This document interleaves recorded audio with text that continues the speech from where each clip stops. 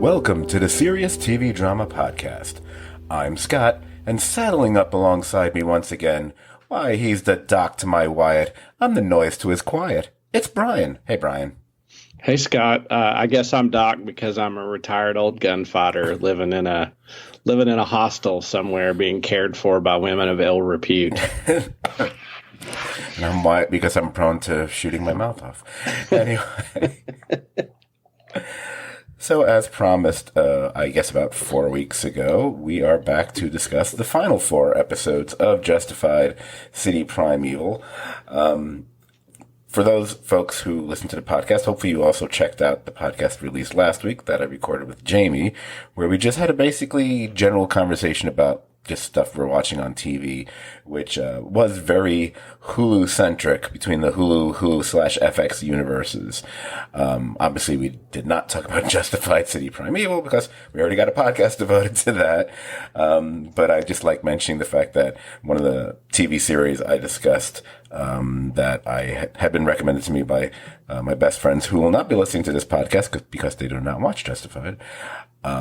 So they can't hear me say one of their 2 best TV recommendations to me in the last 10 years. I've watched 56 episodes of Snowfall in a week and a half, as I was just mentioning to you, Brian. And it's almost bothering me to be recording instead of watching the final 4 because I've stayed up to like 7:30 in the morning watching these things. You know, the joys of being unemployed, apparently. There's one of a few shows that I've said before that I get frustrated that we kind of missed the boat on doing a podcast about. Now, we were able to make up for it with Succession when we got to in its final season, though I think we felt that about the previous couple. This is another show, and like I said on that podcast, it's like The Wire meets Narcos with a little bit of that high quality FX magic in there. So maybe it's not quite HBO level, but in a way, I almost think it's better. Because, it feels like it shares the same lineage and family with shows like The Shield or even, maybe the early seasons of Sons of Anarchy, perhaps. And certainly Justified. It actually shares a writer. There's a writer who, behind this show, behind Snowfall, who had actually written several Justified episodes, if I'm remembering correctly. So it's in my head because I was literally watching it. I'm watching it instead of watching baseball games because, my baseball team kind of sucks now. So I was like, do I want to watch this? Nah, I could watch like 2.5 episodes of Snowfall instead. That's what I've been doing. Well, it's a wonderful show. And literally this year we could do a podcast like, hey, This Week in FX, like all their shows have been so good. Like whoever their director of content is absolutely killing it. Like the Jamie and I watch, a show we text about, the Martin Freeman show. I heard you all mention that. Like we watch that. Snowfall's excellent. What We Do in Shadows. Fargo's coming back with Mr. Ham, and just I think the only sad thing is, leading into our discussion on Justified, is that I've mentioned Justified being back to a few people and they're not really aware of it because of not everybody has Hulu, and without, people have sort of really went away from the live model of watching TV. A lot of people don't really know it's back, and some people struggle to find it. So I mean, that's regrettable, but you can't fault FX for what they're doing. They're knocking it out of the park. Right. Also, I mean, maybe it doesn't affect the majority of viewers, perhaps, but the fact that there has been the writer's strike and the actor's strike, that has impacted promoting shows. So you can't have Timothy Oliphant going on Jimmy Fallon or Jimmy Kimmel or any of the other type of shows like that. I don't even know those shows aren't even on because they have writers and stuff. And that goes across the board. And that does impact, it certainly impacts films as well. because, they can't talk about it. So then writers can't really write much about it because they can't interview them about it. So they're not going to bother doing promotional articles, Right. leading up to it. So all that kind of has a trickle down effect and really impacts the awareness factor for an audience. So look, at least if nothing else in this day and age, it's not like it was, 20 something years ago when there weren't streaming services where basically most TV shows can live forever. Unless you happen to be on HBO Max and they get rid of you and then you're gone forever. No, I'm just kidding. And now they're picking up AMC shows. What the hell is going on? It's such a bizarre streaming service. It's really weird. It's like 1 week, okay, they're the best. The next week, oh, you know what? I think they're the worst. Now it's like, I don't even know what to make of them anymore. I like the search engine. I hate the search engine. What happened to my favorite? What happened to my clubs? You idiots. Anyway, so that's our general TV conversation for this podcast. But as you mentioned, we are here to talk about Justified, City Primeval, and specifically the final 4 episodes. And I don't believe that we really we really went any kind of recap for the first 4. So I don't think we're going to approach these that way either. We didn't. So we picked up the second half of the story, after everything went down before, but now that we've established an ongoing relationship between, say, Raylan and Carolyn, which we talked about a little bit at the end of the previous podcast, because there was a certain amount of speculation. Wait, are they getting together? Because that's what it seems like. And I was like, you know what? Way to go. I really enjoyed that kind of, turn. Not that people always have to be hooking up all the time, but it's like in this situation, like, all right, I kind of like that, because if you had told me in the first episode that was going to happen, I'd be like, who the hell is writing your show? But it really kind of works here. And I do kind of like, the character chemistry between the 2 actors and the 2 characters. The 2 characters more because of, and even putting color aside, but they still represent such different sides and factions, yet like a Venn diagram, have a lot of overlap in the middle. It's kind of like at the end of the day kind of a thing.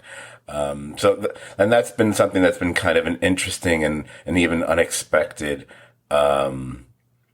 benefit of these final 4 episodes. I think when I go back to Justified the series, there's always at least that one woman in Raylan's life that takes up a lot of, whether it's his relationship with, was it Winona was his wife's name? Yeah. Or the situation with Ava, or then the occasion, the kid whose name I'm going to forget, but I'm sure you'll probably remember, but you know the one I'm talking about. Mm-hmm. She was very good. There's always at least one or more or multiple women that play a major part in his life. And here in the series, once they shipped his daughter off the show, until we don't see her again until the very end, like Carolyn pretty much takes up that role, because we get a little bit of Maureen, the other cop, but that really doesn't become significant till pretty much late in the next to last episode, and then for a very different reason.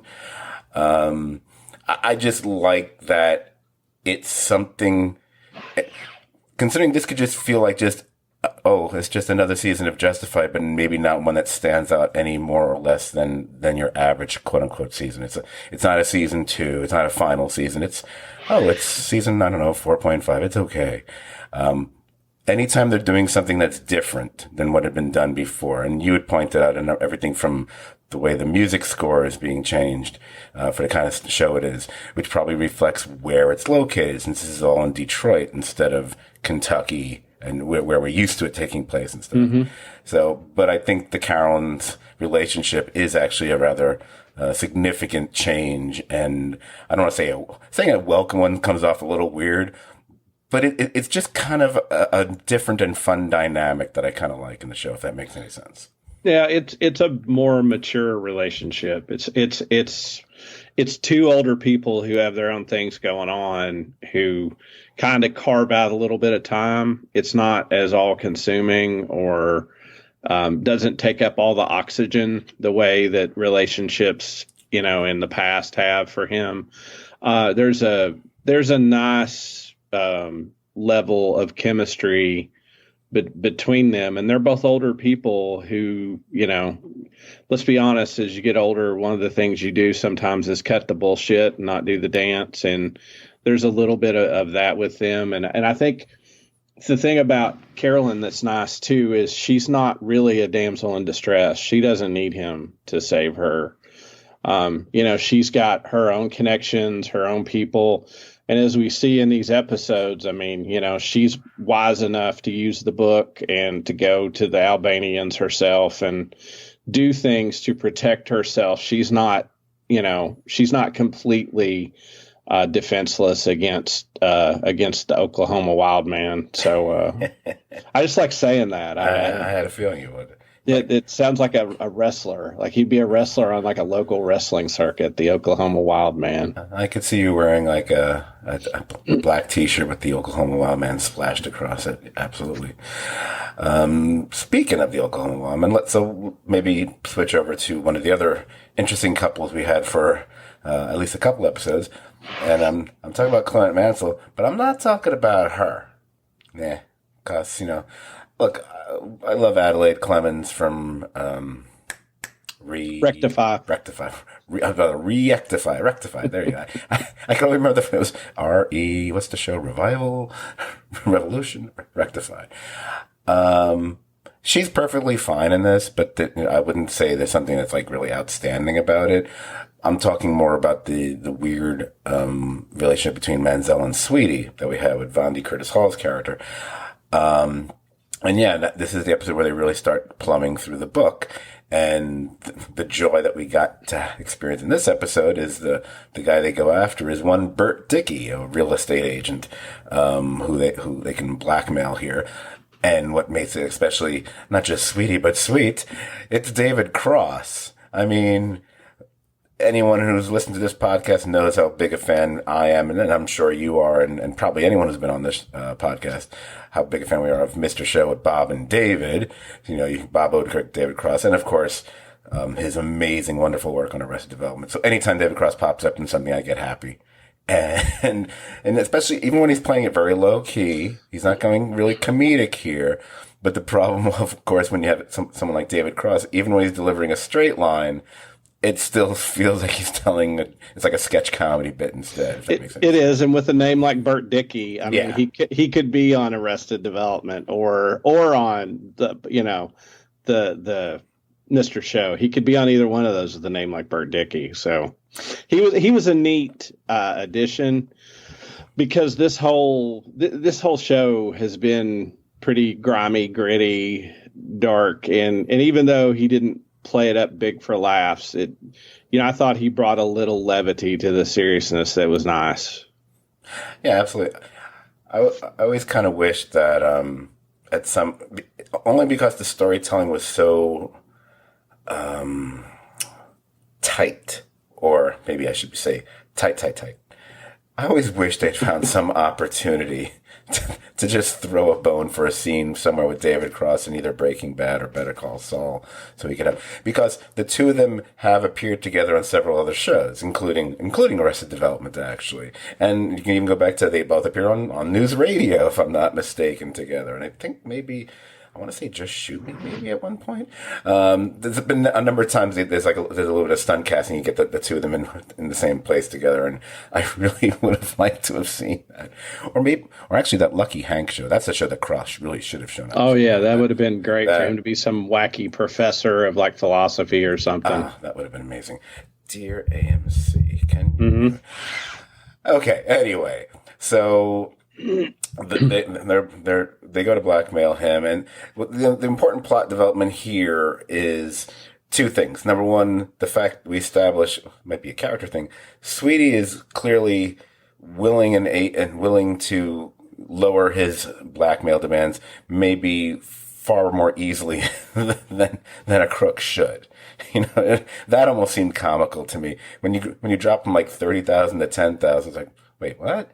Which is Mansell's reaction to it. But more importantly, there's a painting that Clement takes a liking to that's hanging in Dickey's den there. That's in Dickey's den. This is big painting by Stanley Garlick. Love that name, Stanley Garlick. It's a good one. And of course, later on, he goes to steal the painting from, take the painting from, Dickie. And it's more because that then cascades into the next episode because, Dickie liked that painting, he wanted it back, and he hires someone to go get the painting, and presumably, while you're at it, you might as well kill the guy as well. And that leads to all sorts of, well, not much actually, because it leads to the guy getting killed. In that episode, we also have the development of that looks like they're going to catch this guy. They're finally going to because Manzel is just proven to be slippier, than an eel in a oil stream in the middle of July. And I can't even come up with a story, an analogy right now. And they blow another one. And once again, I mean, it's a plan attached by everybody together. I think Carolyn has a hand in it because she spotted a certain name in the book who just happens to be the woman who took the judgeship that she kind of wanted, if I'm not mistaken. And then they kind of get that woman involved, and the cops are involved, and everybody seems to be involved. And somehow Clement, he's got spidey sense or something. And the one thing he's not carrying on him is any evidence that they can really pin anything on him. Yeah, that's a great scene because it's outdoors. So there was lots of different people walking by, and I think we talked about last time. Most of this show takes place at night and in the dark, and that was a nice outdoor, well lit scene that looked a lot different than a lot of the scenes in the show. Had a lot of tension, but. The one thing we can say about Boyd Holbrook's character is Clement is he definitely does have excellent instincts, and when he doesn't have instincts, he's just extremely lucky. But this time he has excellent instincts, and again, they endanger somebody by exposing them and him coming out.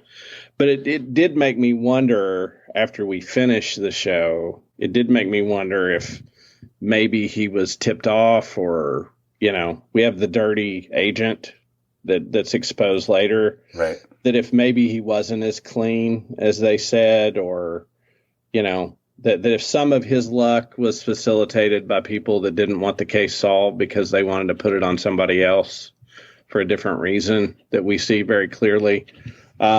And then maybe, bust him or kill him later.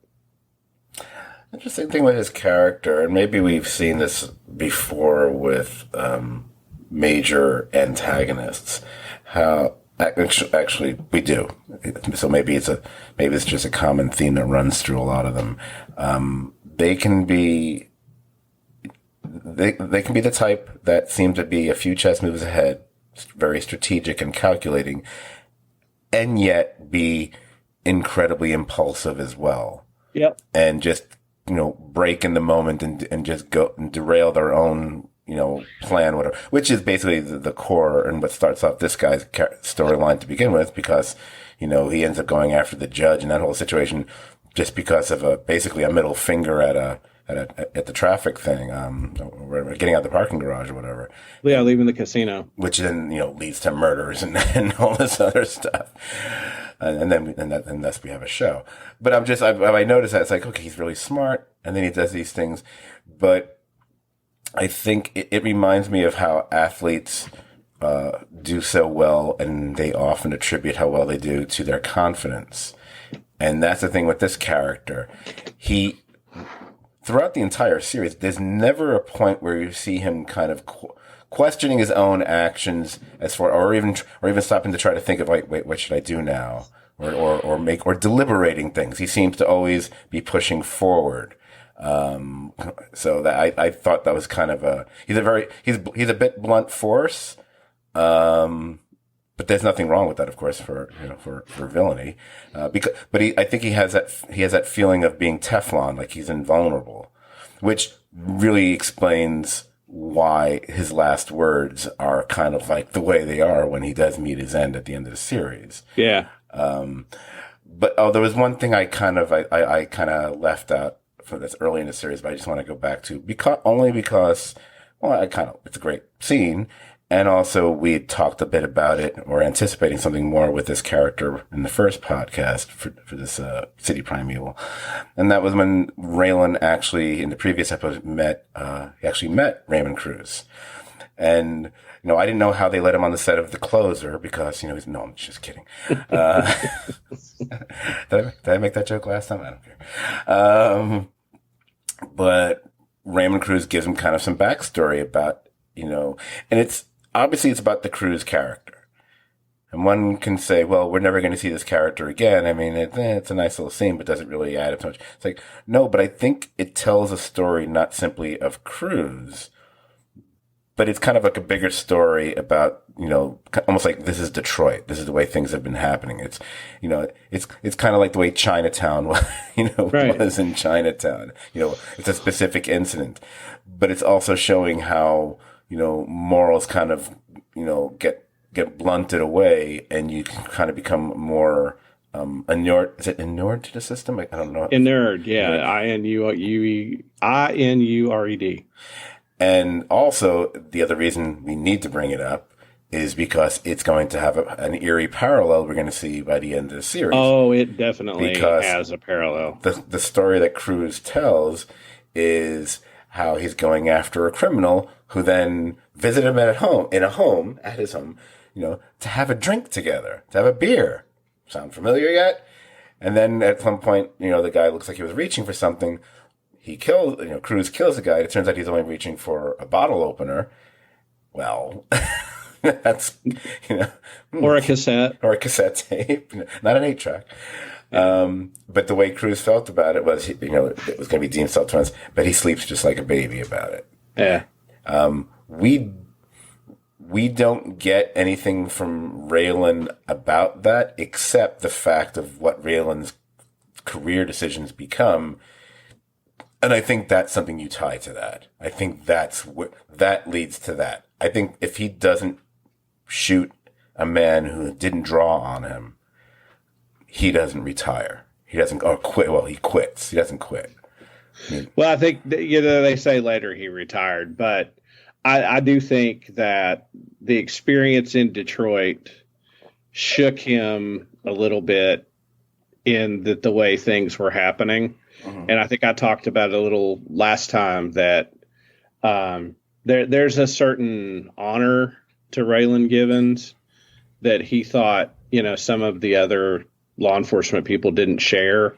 And I think he was really bothered that the one police officer he trusted the most, the woman who he, sort of went to because he thought the guy was kind of a scumbag, turned out the guy was more honest than she was. And, I think it was just a very, very bad experience.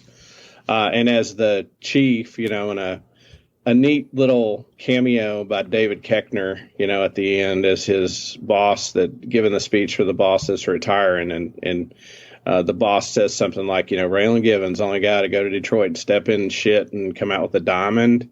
Well, he may have solved it and been a hero, but he didn't feel that way. He felt pretty bad about the whole thing. And, even so far as you and I both know, he was going to go back and open that door, mm-hmm. And Clement finds that out, later. Raylan just sealing somebody up in a room and leaving them there, like, that's not honorable. That's not right. And that, I think a lot of those things really bothered Raylan. And when it ended with him shooting somebody who wasn't armed, I think that was just the final straw. And he thought about family and other things at that point. But, will he stay retired or not? And we'll get there at the end. But yeah, I thought Detroit took a chunk out of Raylan Givens. Yeah, going along with that and echoing some of what you said and building on it, I think Detroit provided a lot of disappointment for Raylan before one could say one could be disappointed in the system, but you try to have faith in people. And it's the people who kind of let him down at many stretches during his time in Detroit. Obviously, Maureen, the cop, turning out to be as corrupt as any of them, in the turn she takes in the, towards the end of the smoking gun episode, the one where the gun keeps changing places and never really works out. There are decisions that Carolyn makes that he is troubled by, quite frankly. And it just, it goes on. I mean, and even when we get towards the end of that episode, when the Albanians have kind of stepped in and are taking, and he's trying to make the case that, he's got the evidence right there. He's got the gun right there. This is the gun that can help put this man away. And the mob boss's real, Tom, I think his name is, his basic response is as they're going over a bridge, they stop on a bridge and he throws the gun into the river. And I was thinking about that when I watched it. I was trying to, well, why would he bother? My initial reaction was, why is he bothering to do that? And then my guess is he's simply making a point. And I figured, the lawyer who's been part of many trials and murder trials, even himself. Do you agree with that? Is that how you saw it as well? Yeah, I think he was making the point that the justice system doesn't solve problems in Detroit. We handle them ourselves. And, from the very beginning of this show, we saw the justice system act in a way that, where Raylan was wrong and the judge called him out for it. But it turns out even that judge who did the right thing, letting a guy out, was a scumbag. And we find that out. Like, nobody in the system that's involved that he comes in touch with has clean hands. Like, everybody is affected by what's happening and what's going on. Yeah, it's interesting. In the scene, one of the really good scenes, many good scenes I guess it's in the final episode, The Question. Very disappointed we didn't hear the song The Question. I would have appreciated that, all the Moody Blues fans out there. But, because, why do we never get an answer? Anyway, now I'm talking about the scene where they actually, they bring the Maureen character into the room with IA, and apparently, Raylan and the other two detectives all get to sit there with the IA guy as well, which is a little surprising. I thought it would just be the IA guy, whatever. But I love what she does there because, she's lying, she's in denial, but there's truth to some of what she says.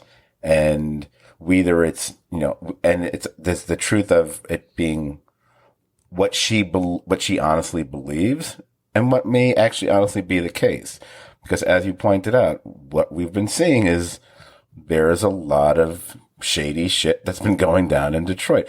That's why there's this big fat book with all these people and all these names in it. But for me, and I guess it's because, I know I've probably seen the actress in a number of things over the years that I'm just not thinking of.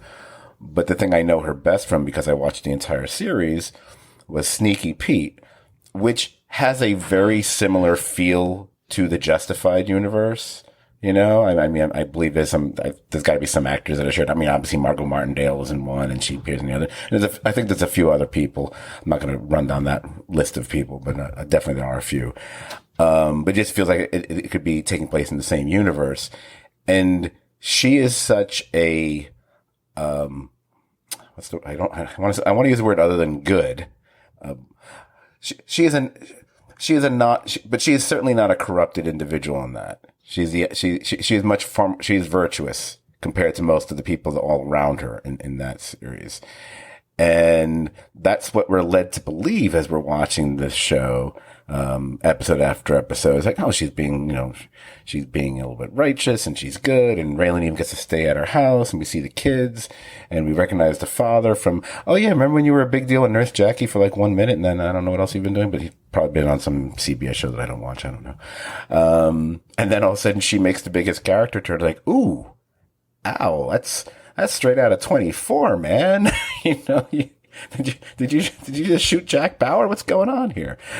So, and by the way, I applauded the show for like going there. It's like, oh yeah, okay, excellent. And and I love they do the flip because at the same point later in that, I think it's the same episode. Yeah, it has to be the same episode where the other cop, who's played the one Norbert, who's guy played by Norbert, I think it's Norbert Lee Butts, whatever. He comes back and he gives Raylan the gun that was supposed to go down to evidence, and because and I love he gives a little spiel about how some people have gone to prison for crimes they didn't commit, but they had done other shit in their lives, committed other crimes they had gotten away with. So it's kind of, what is it, karmic, so to speak? It balances out that way.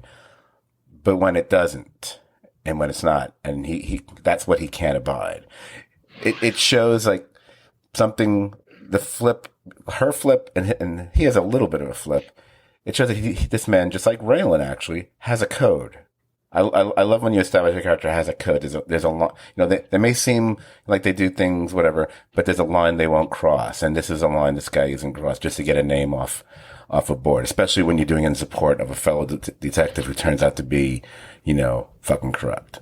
Right. And I think that's sort of a theme among the characters we like the best. And,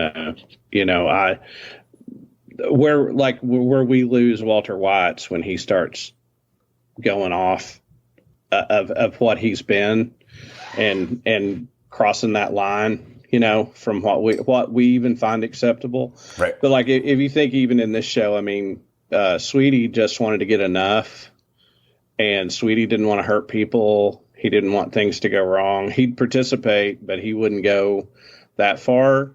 But he still was involved in bad stuff.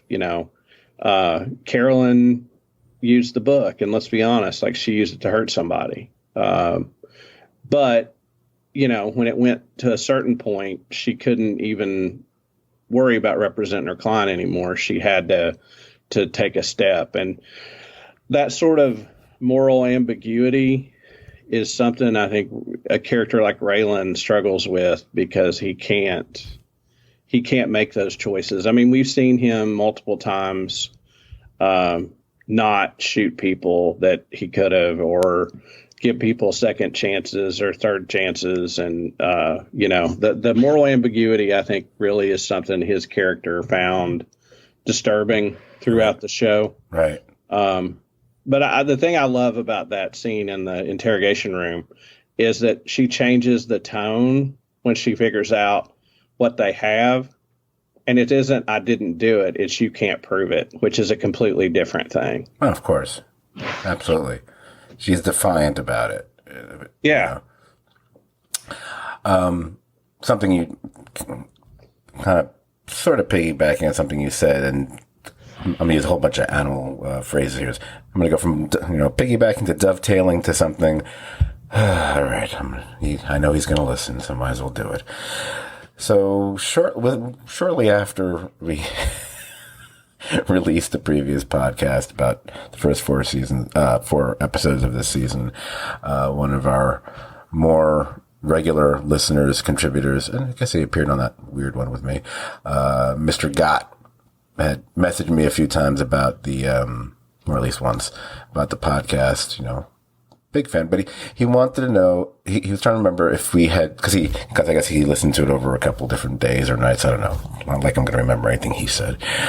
He wanted to know if we had pointed out, at least in this first 4 episodes, his view that it's been 4 episodes of this series so far, and the guy who, and I'm going to build on what he said, because my own writer-like flourishes, I'll improvise here.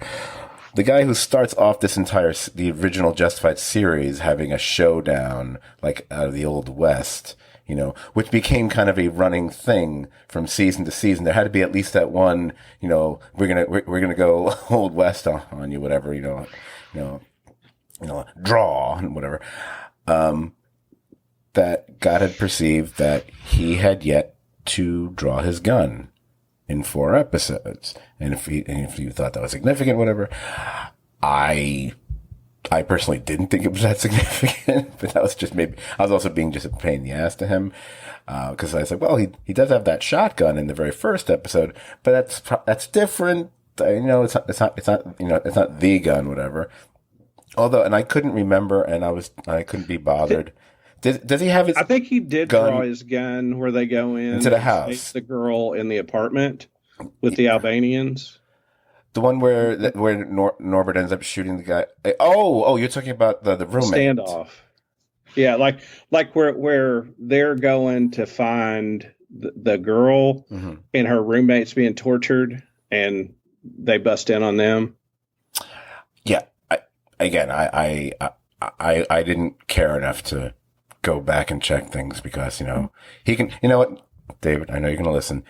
You can do screenshots and you can whatever to check whatever. I didn't. I will go with you here. He didn't fire his gun, which is still significant. So the only time, so it's interesting in this series that when he does finally fire his weapon, and then the guy was not reaching for a gun. I wouldn't refer to him as unarmed because Manziel definitely had a gun on him, but that's not what he was reaching for. Right.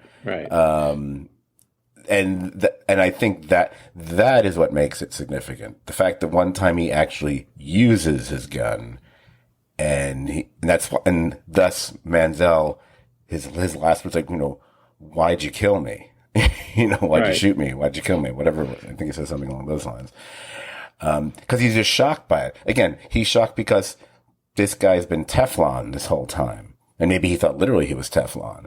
He always had that confident air about him that no matter what the situation, even though he's surrounded by these Albanians, even though he was in that room where by all rights he should have felt like he was going to die. Luckily, we know there's at least one really stupid Albanian out there. Oh, by the way, once I knew they were locking him in the room, that occurred to me as that's the only way this guy can get out of that room is if, the cripple guy decides, no, I thought he was going to try to go there with more than one person, maybe put him in the doorway and crush his head or something like that. I mean, going there by yourself with crutches, with a gun, the guy deserved the beating he got because that's as dumb as he got. It's funny that Terry Kinney's character, the boss, he says, "What do you mean you let him go? And you gave him a gun? He's an idiot." Yeah, it's so good. He is an idiot. But strangely enough, that character might be like the most sympathetic character in the whole show because he's nice. And the only person he wanted to hurt was him because he hurt him. Right. But yeah, that was a scene that you saw that coming. But I did like that it shows Raylan go there. Oh yeah, I loved all of that. I mean, I think when he gets out of bed and it kind of wakes up Carolyn, and the line she has, which it's a very simple line. It's not, but she knows what he's going to do. Yeah. I mean, it's clear why he's up and why he's leaving. It's not, there's no mistake about it, which I kind of like because that's who he is. Right. He can't abide by this. Now, should the Albanians, just to be on the safe side, maybe had someone guarding that door for the next several days just to make sure no one comes to get him out? And that maybe, I don't know. They didn't seem like they're very think ahead kind of folks. Then again, when you run your operation at an old age home, which means how good can that place smell, quite frankly? I mean, it's going to smell like, Yeah, but the witnesses have terrible memory, so. Yeah, but the Albanians have working nostrils, so I don't know how they can do that. I know where we want to go. I'm just wondering if there's anything. Yeah, I did want to add one other thing before we go there. Yeah. And that is, I think the final episode from the point of view of Clement is really important because the one thing about Clement is he's excellent at sizing people up. Right. And when he's there with Raylan, he knows if he follows a certain set of rules, he's safe. Because Raylan's not the other cops or the Albanians. Right. And I think that's why he's shocked that Raylan shoots him. Absolutely. Because he would have been the last person that Clement's so good at seeing people, and he's seen him how he is, and he sized him up that he never would have believed Raylan would have shot him unarmed. And that's I like the touch that Clement's music and all his stuff is like cassette. Yeah. because it's a throwback. Like it's a nice little detail that tells you something about him. And the one final thing I want to say is I really enjoyed the character of Sweetie, and the way he died. I liked the way they did it with not a lot of fanfare. It was just over, but they did a great job with him, with Clement, with all of them adding these just little touches to show the sadness in all their lives. Right. That his dream was that bar. I love the scene where him and his guys go and he shows them like that was his dream, was to have that bar. And also the fact that it fills in a major blank about the relationship between Sweetie and Carolyn when you realize yes. he was even, helping to take care of her and babysit for her when she was like 10 years old, and she would go sit on the sidelines while he was performing in the band. And she's the one person who's positive about the rundown place that he's bought to turn into a bar. So then when she later says about, he was like a father to her. Well, we've actually seen that. Yeah. I thought for a short show, they did a lot of really good, backstory pieces to give the characters some weight and depth. Right. And so I really enjoyed it. A lot of Justified was an arc of a bad guy sprinkled in with occasionally the episode of the week or this or that. Mm-hmm. But this just stayed on this group of characters, and we got some depth to them that I really enjoyed. Yeah, I agree. I mean, if they wanted to go further with any of them, maybe if this had been a 10-episode deal instead of 8, I would have maybe wanted a bit more with the other detectives, perhaps, especially the one whose name I don't remember. I don't want to say the black guy, but the black guy. Anyway, guy from King of Queens. Anyway. Okay, so I'm watching this final episode. And I'm the kind of person, I pause things from time to time, maybe to take a bite out of something or to write something. I didn't take any notes or anything. But I was having a feeling because things seemed to be wrapping up. I was like, And I looked and I see, wait, there's still like 12 and a half minutes left here. Okay, where are they going to go with this? And it's like, he's going to quit the Marshals and whatever. It's like, all right, still another 10 minutes left here. Okay, I'm not even going to ask if you or anyone else out there, did anyone think we would suddenly get out of nowhere, hey, remember Boyd? a mini Boyd arc in the final 10 minutes, which has no connection to anything else. But can I say how happy it made me? I mean, I have been talking a lot recently, not necessarily on the podcast, but just in real life, about how big a fan I am, and others either are or should be, of Walton Goggins. Those aforementioned close friends of mine, they just started plowing as fast as they go through anything, plowing through the righteous gemstones for the last several weeks, which our friend Jamie got me into watching, like a year or two ago. And he plays such a kooky character there. And we always talk about how he was so great on The Shield, and we can point out a number of things, but the one role we usually come back to almost more than any, although one could say Shane, but we're more likely to go to Boyd from Justified because that's the yin and the yang of Raylan Givens and Boyd on Justified, and that's why it came to that final season with the two of them. And it's a really great it's an unheralded final season that people probably don't talk about as much as they talk about your obvious ones like your Breaking Bads or even Better Call Sauls and whatever. But I should have seen it coming. I didn't. I can't lie. I didn't see it coming. I didn't see it coming because I thought they gave that character and the story between Raylan and Boyd such great closure in the original finale for Justified. So I did not expect them to go back and let's do a little bit more. Let's El Camino this shit, or so to speak, whatever. So I'll just start off the conversation just about my reaction, oh my God, it's Boyd. The only thing I will say, once we saw Kentucky, I knew that's where we were going. And I went, oh my gosh, is it going to be? And it was. Yeah. I'll let you jump in here. And you see a bridge, you know, you see a bridge and you're like, okay, like I know where we are. It was great to see him, and I was unspoiled on it. The only noticeable bump after the start of this episode that I saw for the show was after it aired. I think I saw Seppenwall or somebody put, like, I talked to the director before the strike or through their publicist or something about that shocking twist. So I wasn't spoiled on it, but it was neat to see because it leaves a door open for the future that's pretty exciting. And I thought he looked great. I mean, I think the thing about Boyd is if you put at the menace end Shane and you put at the kooky end baby Billy, right in between those two is Boyd.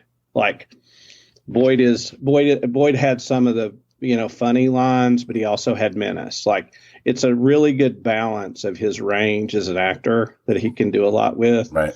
And so seeing him was exciting, and leaving the possibility, it ending on the phone ringing and you don't know if Raylan picked up or not. So smart. I that's the way you end it. I was like, okay, this show just came up. Justified had a great ending. Justified City Primeval has a great ending. Yep. And the enticing thing about this is if the people want to do it, and I suspect the only reason that Oliphant and Goggins, etc., wouldn't want to do it, it just might be scheduling conflicts, depending on what their, what things are going to look like for the next few years. Obviously, right now the actor strike, nothing. But I'm pretty much guessing that's going to end sometime between now and sometime maybe early October, because people think it's going to have to end. But also, I will say this. So we are reintroduced to Boyd, and he's doing his preaching again, just like we saw at the end of the original series, whatever. I like they established that he's burned off the swastika tattoo and stuff like that. Now, when we were talking on our previous podcast together, and then we had mentioned about the different people showing up. And I was I was excited about people who were going to show up in the second half of the season, like a David Cross, like, as you mentioned, David Ketchner. And I also mentioned Luis Guzman, because he's someone of significance. He's not cop number, so when we see that it's Luis Guzman as one of the correctional officers taking whatever, I was like, okay, Luis Guzman is not, correctional officer number 2. If you went and got him to do this, I mean, unless the only time it could be an exception, yes, if it's like a Steven Spielberg movie, it's just someone showing up for a funny cameo. It's like, hey, look who it is, kind of a thing. Hey, but that's justified. Come on. I was like, okay, something significant's going to happen here. Again, I can't say it occurred to me it was going to be a jailbreak or prison break, although that should have been the obvious thing. Except the more that we were lingering, and what I loved about it, we've seen so many different versions of, convicts being put in buses or vans or whatever it is, to being taken from one place to the other. And unless they're like super meta powered individuals or something, it's usually just a simple, put them in, maybe they get handcuffed to this or to a pipe or something, whatever. And then you lock the back doors. And the fact that there were like almost like Get Smart, like layers of, doors over a door over a door with a porthole. I thought that was smart. I mean, again, if that's the actual vehicle they use in that area for prison transfers, that it very well might be. I personally thought that was done. It's almost calling attention to, okay, this should be impervious to being broken out of, which means we're going to be breaking out of it. And when Boyd is screaming in the back, which makes no sense, I'm like, okay, there's something kooky going on. But I'll give them credit again. Didn't see it coming that it was going to be it could have been Guzman. That would have made sense to me. Guzman. Guzman was a misdirect. You're absolutely right. Kind of the red herring, or I can't think of the Spanish word for herring. And then I was like, wait a minute, are you saying did when Boyd was in jail, did he go a little Ryan O'Reilly on us and get involved with the correctional officer, the woman? But apparently, you know, and yeah, we end with Boyd escaping. So my question about that, and maybe I'm overthinking this, because the reason he was being transferred seemed like a health issue. Well, he wasn't being transferred. He was being taken to the doctor. I'm sorry. I didn't mean to say transferred again. Yeah. I meant he's being taken to the doctor. I mean, because that's a vehicle they would use obviously for a transfer as well. That's why I said it that way. Right. Now, putting aside, he referred to his health malaise, whatever, but it seemed like, because there's obviously medical staff at a prison as well, up to a point. So he was able to fake something enough for them to be convinced for him to go to another location. See I'm going to go along with it because I love the whole thing, but I keep thinking, okay, I understand. You obviously, I know you know more about this than I would think, but I'm assuming there's at least some very basic stuff. There's a prison medical facility that inmates can go to, rather than. Do they have an X-ray? Do they have an X-ray machine in it? Oh yeah, they have there's like a place for the sick prisoners to go. Right. So now that still might involve getting in a car in the prison you're in and going there. And sometimes, depending on the distances, inmates are taken to local doctors or dentists to do stuff. That's very rare. And Boyd probably, would merit more than 2 guards. And because of his gang affiliation, there'd be probably multiple cars for fear of an attack or somebody trying to break him out. Right. Yeah. But yeah. I mean, like, yes, like you're on the right path. I'll let it go. But I can't say it didn't occur to me. By the same token, because of what you just said just now about who he is, this is a guy. If there was a guy you're going to suspect of being likely to do such a thing, it's Mr. Mastermind over there. So another thing, again, maybe I'm wrong, but maybe it's because I've seen it several times. So maybe I've seen the cliche of it, I guess you could even say. You put him in the back. I think you'd put at least 1 or 2 guards in there with him, because something could happen on the road and they get stopped, whatever. So that way, but they're armed and ready to go there as well. And also to avoid liability. So if they get hurt, hurt themselves, right, they can't claim somebody roughed them up or somebody hurt them. But I will say this, and I'll add this. This will be there was a guy represented years ago, for obvious reasons, I can't say the name, but he could escape almost any jail, and he did escape multiple jails, and he even was arrested later in a state in the West, and they said, he might have gotten out of those jails there in Kentucky, but he ain't getting out of here. Well, guess what? He got out of there. So... And it's also, at the same time you have this happening, we do get to see Winona. And this isn't, and it's not a reflection at all on the Raylan-Carolyn relationship. And we also he gets a little retirement gift package from her, which is kind of funny, and a letter indicating that she's really old because she's sending people letters, but but that she might drop by Miami at some point in the near future, whatever. Yeah.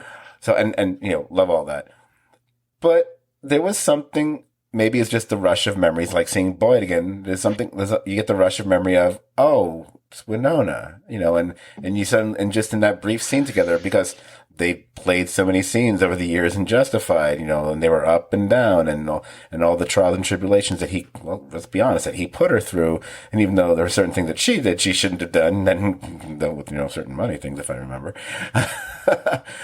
But, I did kind of smile. I was like, oh, I always kind of like these two together, because I'm just, because let's be honest, she put up with his bullshit more than anyone else had to. It's not just about the fact, dude look good in jeans and such. No, I love the line she has where she says so it's really true. You really quit. And he's like, yeah, he's really true. And she says something to the effect of, well, if you didn't, you never could for me, but I'm glad if you did it for her. Like, right. Yeah, essentially that's what she says. Like basically, the job is why they couldn't stay together. She couldn't live that way and with him that way. And seeing him with his daughter again is really nice. And when they go out on the final, I put a thing on my Facebook page. He was wearing a Jason Isbell shirt, who's one of my favorite artists I saw in concert not long ago. So I'd like to, I don't know if that was a Timothy Oliphant choice or a writer's choice or just wardrobe, but what's the name of the artist again? Jason Isbell, Isbell. Oh, okay. For a minute, I thought you said it was I thought it was the Aldine guy. I was going, oh, no. I was worried. I saw that post and I didn't remember the name, but I thought it was Aldine, and I went, I don't know what I'm more disturbed by, that Raylan was wearing that, or that Brian's pointing that out as a positive. No. Try that on podcast. That's all I have to say about him. So, but the last little bit was a nice walk down nostalgia lane and had a really compelling ending, and really enjoyed it. I thought put a nice bow on it. And I think, loved it. And really the love that I have of Timothy Oliphant playing an older, wiser Raylan was there. He really nailed it. And I think we got to give a lot of credit to Boyd Holbrook of playing a great villain as Clement Mansell. Yes, absolutely. Someone who could just as easily been a very run-of-the-mill kind of, oh, you're kind of a kooky, crazy, doesn't give a shit about anybody, killer dude who's just going to whatever. But he infused that character with a nice level of both menace and humor. I mean, and the fact that he doesn't seem to take things seriously until he really does. And then he can go full Terminator and basically kill an entire old age home full of Albanians. And meanwhile, he's trying to he didn't even know that there was such a place as Albania, apparently. Right. Because I guess he didn't watch Cheers back in the day. Right, but he didn't kill the old guy with the gun. Didn't kill the old guy, so look at that. He's the killer with a heart of gold. Oh, it's funny because talking about people who are like killers of heart of gold, and look how I'm going to fucking bookend this podcast with something that has nothing to do with Justified, because it reminds me of the conversation that my friends brought up to me about that Snowfall show I've been talking about, and they asked me this question, and I was only halfway through the series, and I was I didn't feel the way they were expecting me to feel, I think, about the characters yet.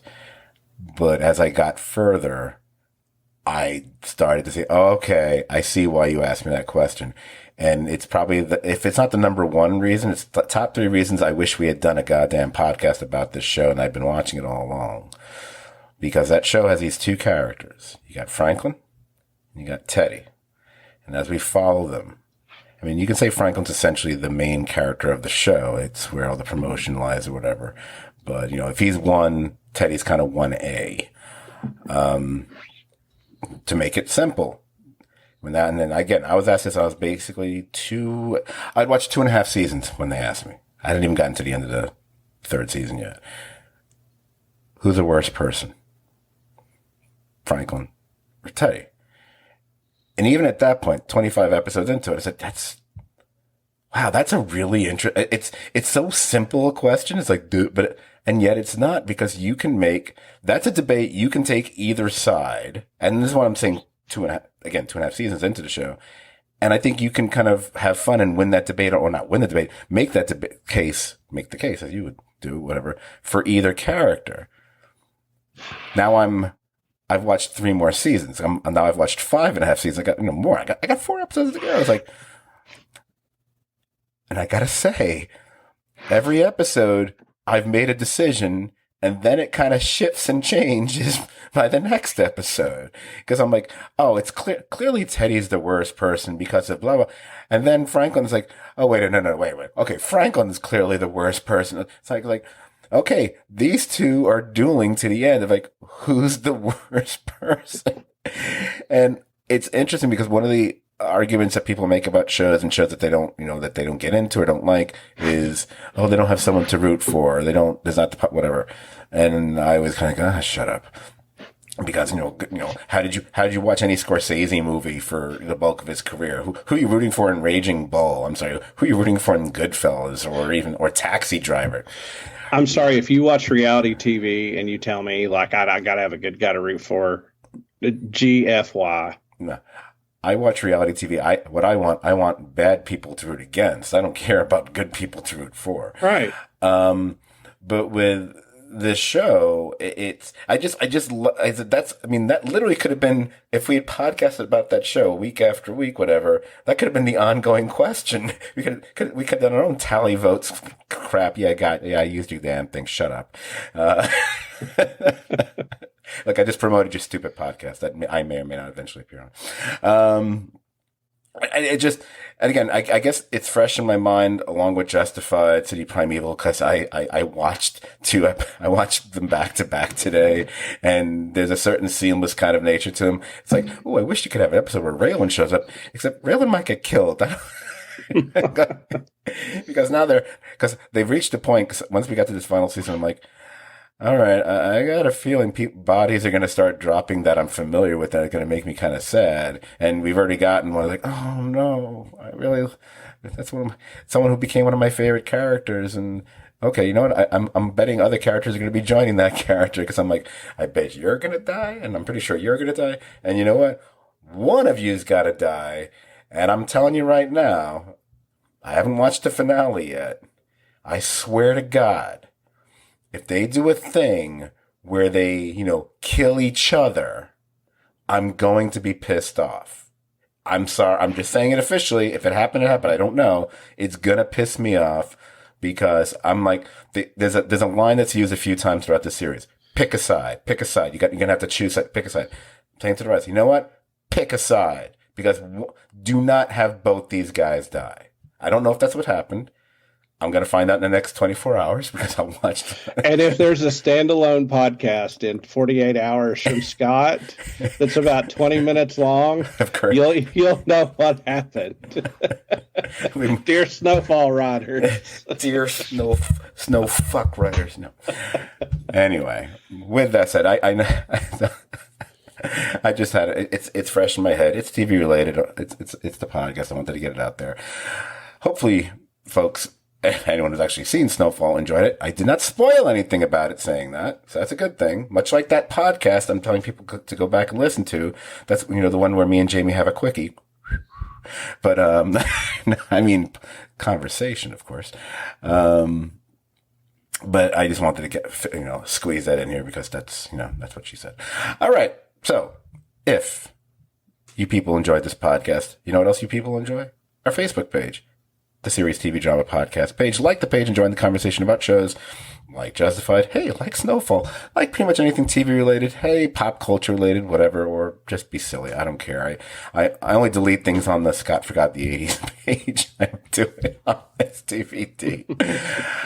What else? But speaking of podcasts, you can find us pretty much on most podcasting platforms. Obviously, if you go to podbean.com, STVD podcast, podbean.com, or blah, blah, blah, just put in Serious TV Drama Podcast. You can just Google Serious TV Drama Podcast. You'll find us. But if you happen to ever go on Apple Podcast, yes, we've got a bunch of nice ratings there and whatever. I think we've got like 49 5 stars and 2 people who are dicks. But I wouldn't mind another good review.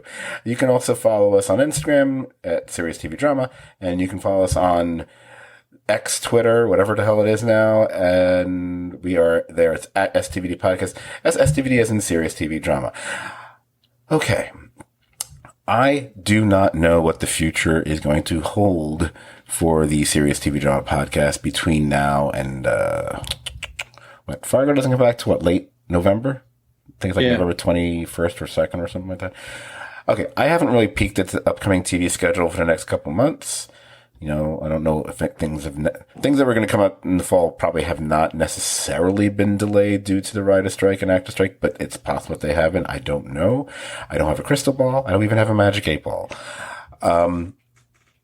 it's safe to say we'll probably be back with a couple more podcasts between now and then, even if it's just a general TV one, or there will be a one-off show that we want to talk about, or something will happen.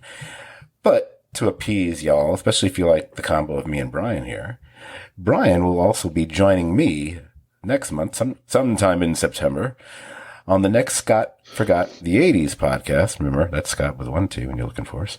And no apostrophe in 80s, because only idiots put apostrophes in 80s. I know, I just upset everybody.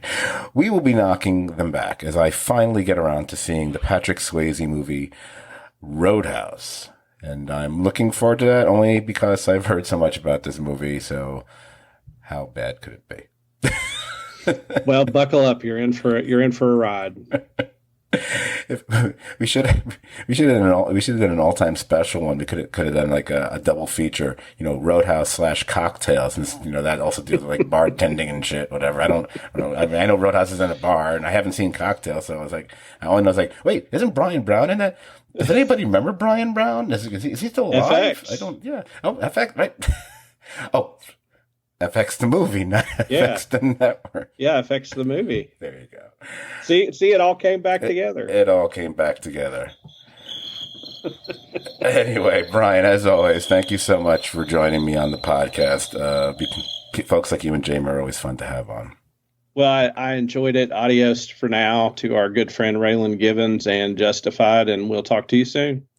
And until then, good night, y'all. Night.